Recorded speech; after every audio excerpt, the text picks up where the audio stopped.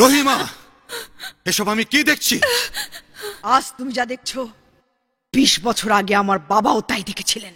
তোমার বাবা দেখেছিল পাপে জর্জরিত দুশ্চরিত্রা তোমাকে, আর আমার মেয়ে ফুলের মতো নিষ্পাপ পবিত্র।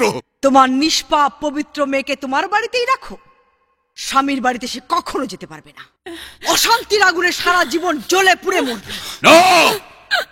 ফুলের মতো একটা নিষ্পাপ মেয়ের এত বড় শাস্তি হতে পারে না। ফুল কয়েকদিনের মধ্যেই ফুলের পাপড়ি ঝরে পড়বে, আর পাপড়ি ঝরে গেলে ফুল আর ফুল থাকে না, ফুলের মৃত্যু হয়।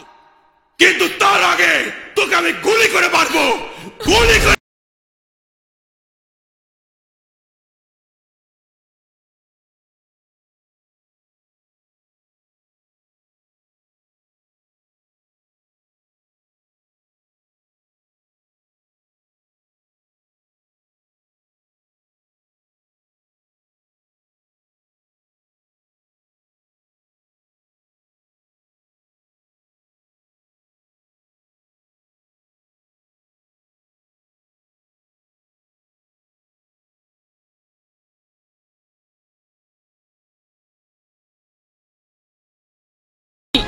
ত্যাগ করেনি।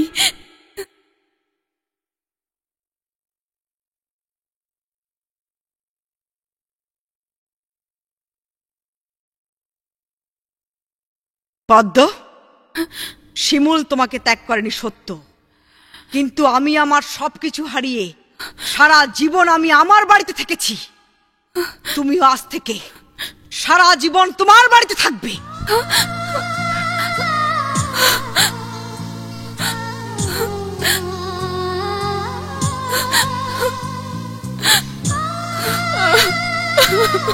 মা,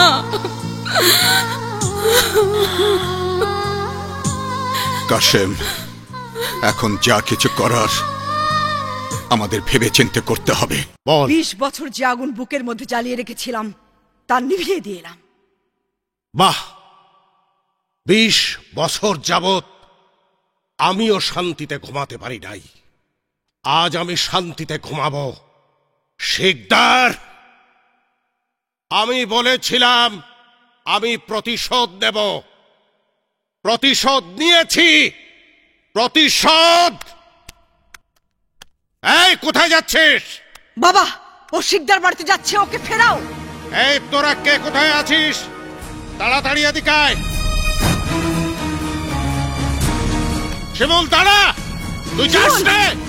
শিমুল! শিমুল! শহীদ! জি হুজুর। ও যেন বাড়ির বাইরে যেতে না পারে, যে করেই হোক ওকে ধরে নিয়ে আসবে। যাও। জি আচ্ছা।